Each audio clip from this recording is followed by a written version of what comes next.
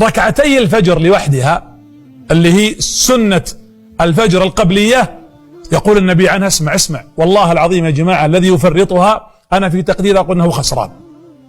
قال النبي عليه الصلاة والسلام ركعتي الصبح خير لك من الدنيا وما عليها وما فيها. كم في الدنيا والأرض من كنوز ومن خيرات ومن أشياء تلفت الأنظار وتسحر الحقيقة الألباب، ومع ذلك ركعتين الفجر فقط خير من هذه الدنيا كلها. حط عندك ميزان فسترى خيرية هذه الركعتين خير من كل ما في الدنيا. لماذا تفوتها ولماذا تتركها؟ أنس بن مالك يبكي كلما أذن الفجر. ليش يا أنس تبكي؟ قال فاتتني مرة ركعتي الصبح. متى فاتتك؟ ليس حاشاه لهوا ولا لعبا ولا تفريطا ولا تضييعا، فاتته الركعتين. كان يشارك في قتال الفرس، وكان يقاتل في تستر، هذا الحصن كان فيه الفرس في داخله، عانى المسلمون حتى فتحوه، دخلوه في هذا الوقت وقت الفجر تقريبا 30,000 من المسلمين يقابلهم 150,000 من الفرس، وانتصر أهل الإسلام. وفاتت المسلمين ركعتي الصبح. أنس بن مالك كل ما تذكر هذا الوقت فاته مرة يبكي يقول مالي ولتستر مالي ولتستر، وهو كان في جهاد وفي معركة في سبيل الله وفتح على الإسلام والمسلمين.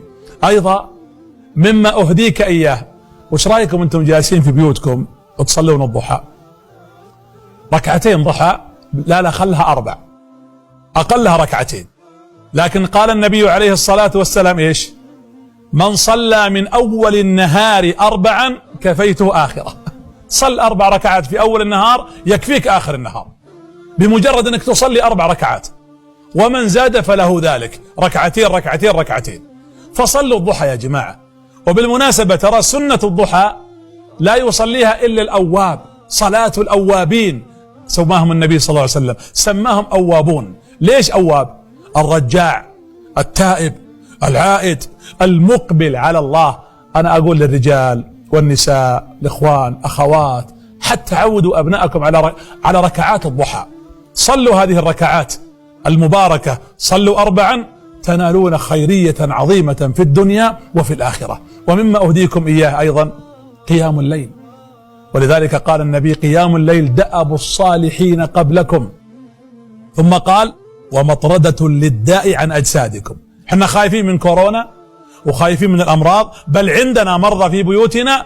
قيام الليل دأب الصالحين. النبي عليه الصلاة والسلام يقول رأيت في الجنة بيتا يرى أو غرفة يرى ظاهرها من باطنها وباطنها من ظاهرها. قال أبو مالك الأشعري لمن يا رسول الله؟ هذه لمن يا رسول الله؟ قال لمن أطاب الكلام وأطعم الطعام وقام بالليل والناس نيام.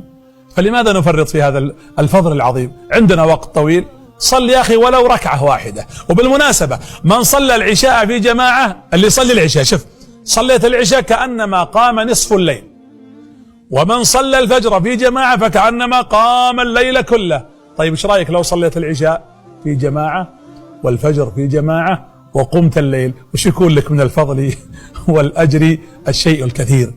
قيام الليل فعلا مطردة لكل داء على هذا الجسد. اللهم اجعل هذه الهدايا لباس عافية وصحة وتوفيق لكل مسلم ومسلمة يا رب العالمين.